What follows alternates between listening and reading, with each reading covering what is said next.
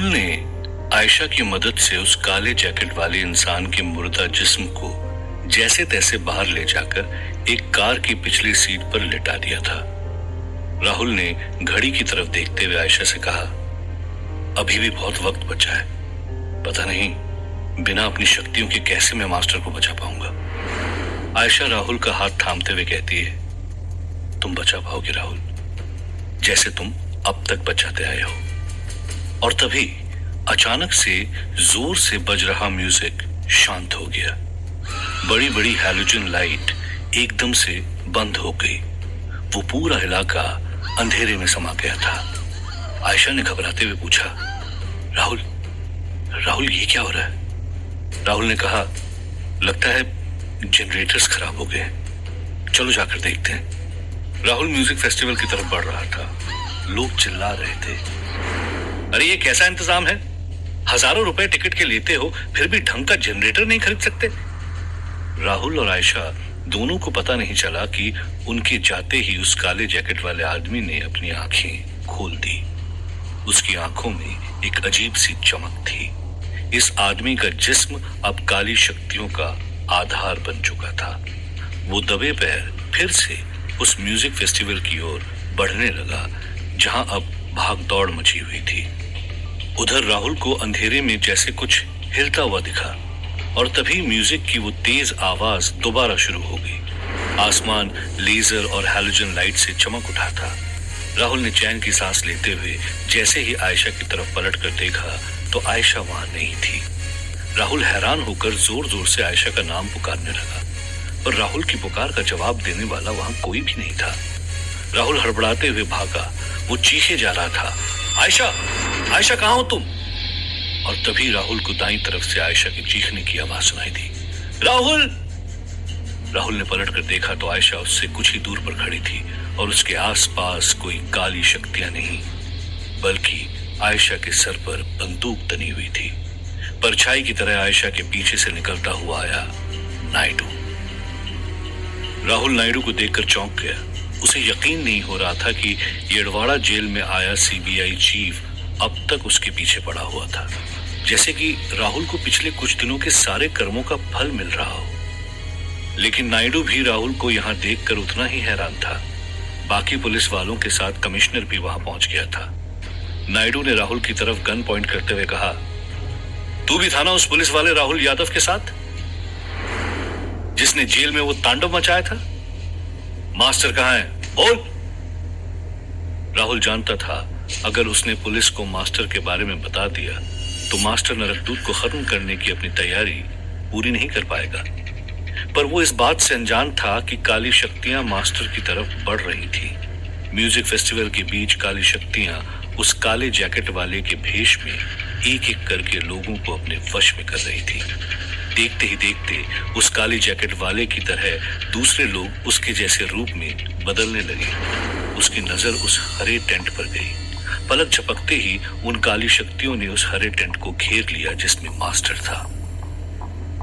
Master जो अपने मंत्रों और तंत्रों में खोया हुआ था, देख नहीं पाया कि कितने सारे एक जैसे दिखने वाले लोग उसके आसपास पहुंच गए हैं और धीरे धीरे आगे बढ़ रहे हैं। पर किसी ने ये देख लिया। एक लड़की ने इतने सारे एक जैसे दिखने वाले लोगों को देखकर चीख दिया। उसके चीखते ही स्टेज पर परफॉर्म करने वाला गिटारिस्ट रुक गया और 1 मिनट के लिए ही सही, लेकिन वहां सन्नाटा छा गया। राहुल ने इसी खामोशी का फायदा उठाकर चीखते हुए कहा, पुलिस रेड करने आई है, भागो भागो सब लोग। राहुल का तरीका काम कर गया। भीड़ में नाच रहे लोगों में अफरा तफरी मच गई। लोग भागने लगे। नायडू चौंक गया। फिर उसने भागते हुए लोगों को रोकने के लिए हड़बड़ी में सबसे बड़ी गलती कर दी। उसने आसमान की तरफ अपनी गन घुमाकर फायर कर दिया।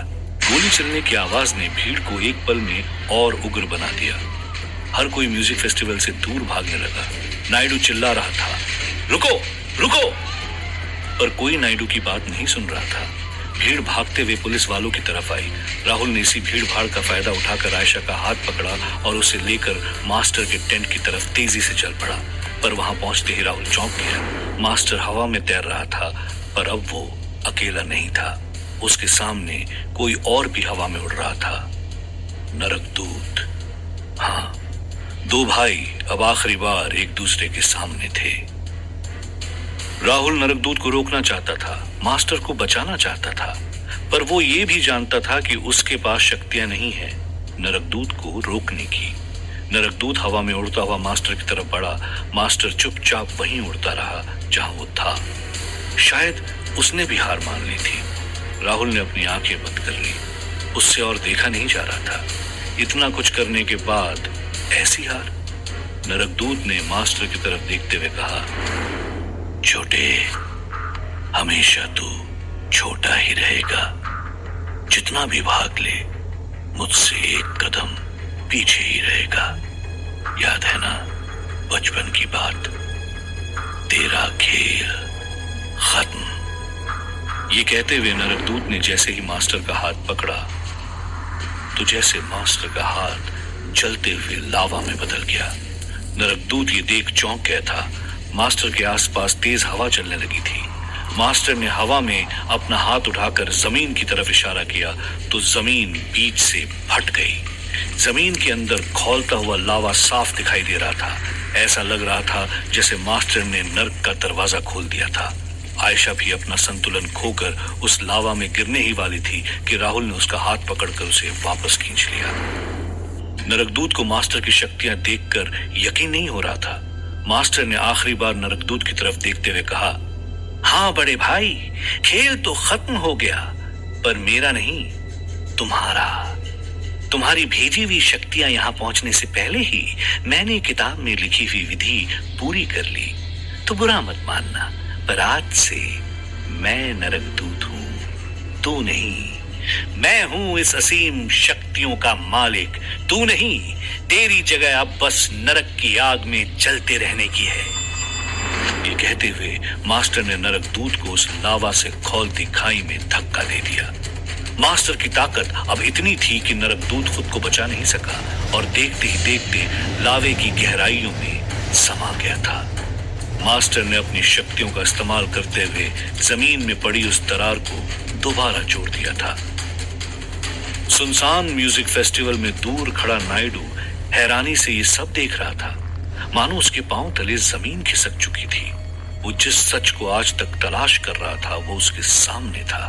नायडू को यकीन हो गया था कि ये सब सिर्फ एक जादू टोना नहीं, बल्कि अलौकिक शक्तियां हैं। ऐसी शक्तियां जिनका सामना करना इंसान के बस की बात नहीं थी। सच ढूंढने में उसकी रुचि खत्म हो गई थी। इधर नरकदूत के जाने के बाद एक अजीब सा सन्नाटा था, पर इस सन्नाटे में भी जीत की वो खुशी नहीं थी। उड़ते हुए मास्टर की नजर राहुल पर पड़ी।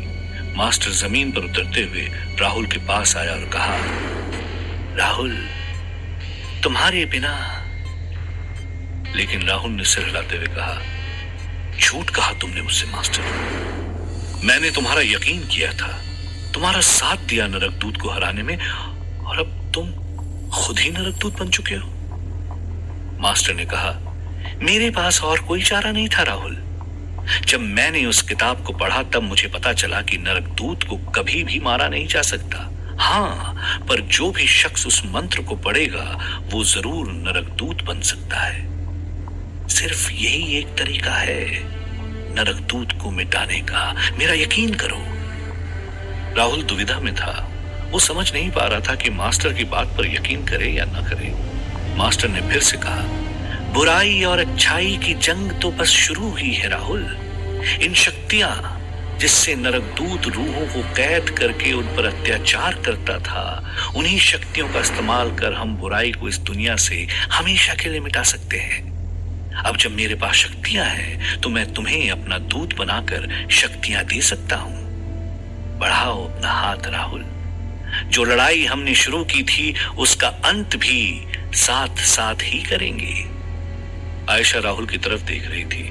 उसे पता नहीं था राहुल क्या निर्णय लेगा, पर मन ही मन आयशा कह रही थी, नहीं राहुल नहीं, दोबारा मैं तुमसे दूर नहीं होना चाहती।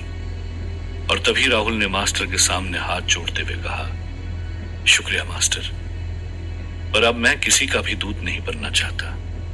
ये लड़ाई मेरी कभी थी ही नहीं। मैं तो बस अनजाने में इस लड़ाई का हिस्सा बन गया था। आज तक मैंने जो भी किया वो अपने प्यार और अपने परिवार को वापस पाने के लिए किया। मास्टर ने जोर देकर कहा, राहुल तुम भूल रहे हो, तुम एक हीरो हो, मानवता को तुम्हारे साहस की जरूरत है। राहुल अब इन सब बातों से ऊब चुका था।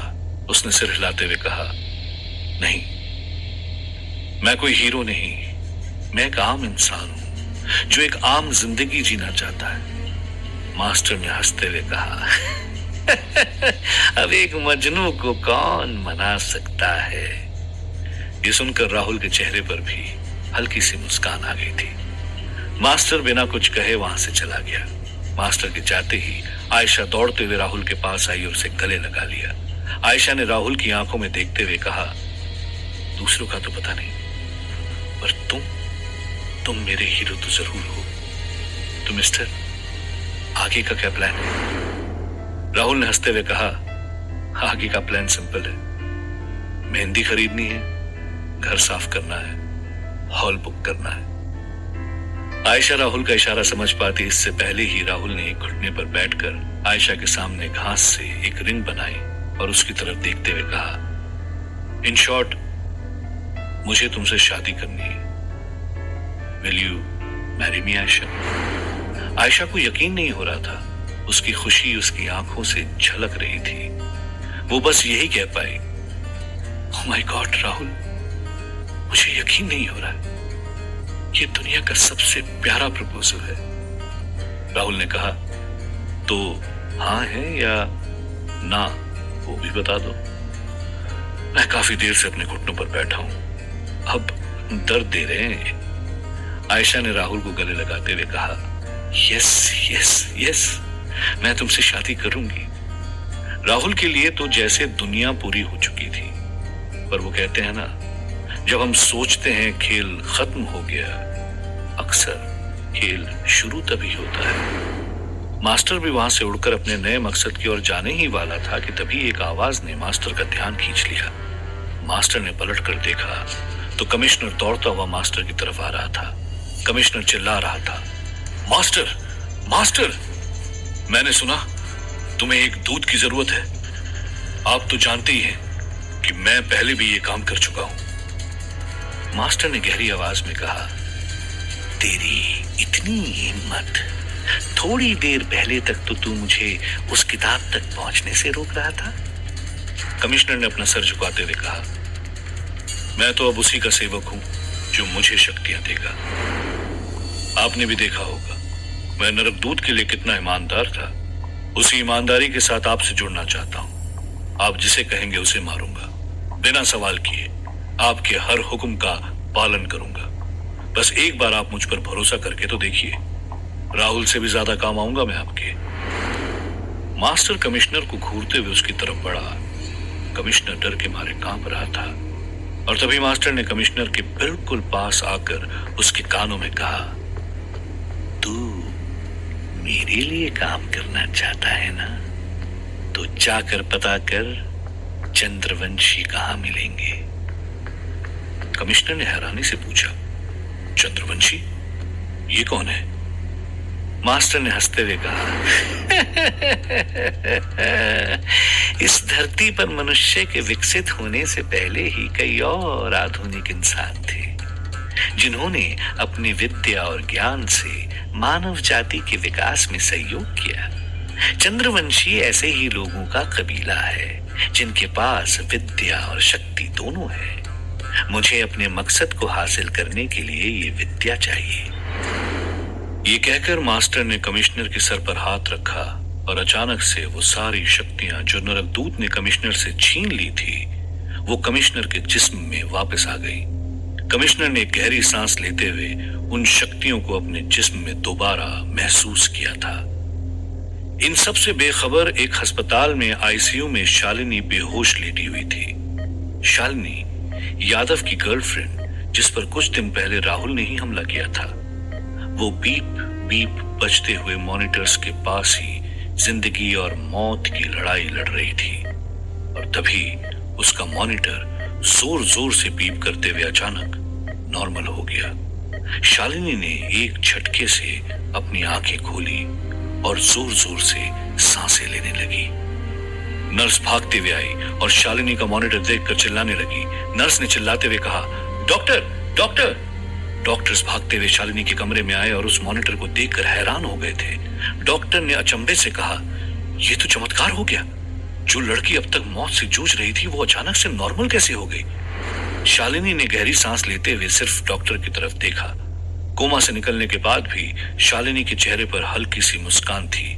उसने पूछा, डॉक्टर क्या यहाँ इस वक्त कोई पुलिस वाला है? डॉक्टर ने शालिनी को समझाते हुए कहा, आप लेट जाइए, अभी आप कोमा से बाहर आई हैं, आपका ज्यादा चलना या बात करना ठीक नहीं। शालिनी ने डॉक्टर की तरफ हंसते हुए कहा, मुझे पता है मुझे क्या करना है डॉक्टर साहब। डॉक्टर ने हैरान होकर पूछा, क्या? आप क्या कह रही हैं? शालिनी ने हंसते हुए कहा, मुझे राहुल के पास जाना है। राहुल गुप्ता, आप जरा उसे खबर कर देंगे प्लीज। राहुल आयशा के साथ शादी की शॉपिंग करने एक बड़े से शोरूम में आया था। इस बात से अनजान कि अब सिर्फ मास्टर ही नहीं बल्कि शालिनी भी राहुल से कुछ पाना चाहती थी। आखिर क्यों राहुल सबके लिए इतना जरूरी था? ऐसी क्या बात थी राहुल में जो उसे मायावी शक्तियों की हर कड़ी से जोड़ रही थी?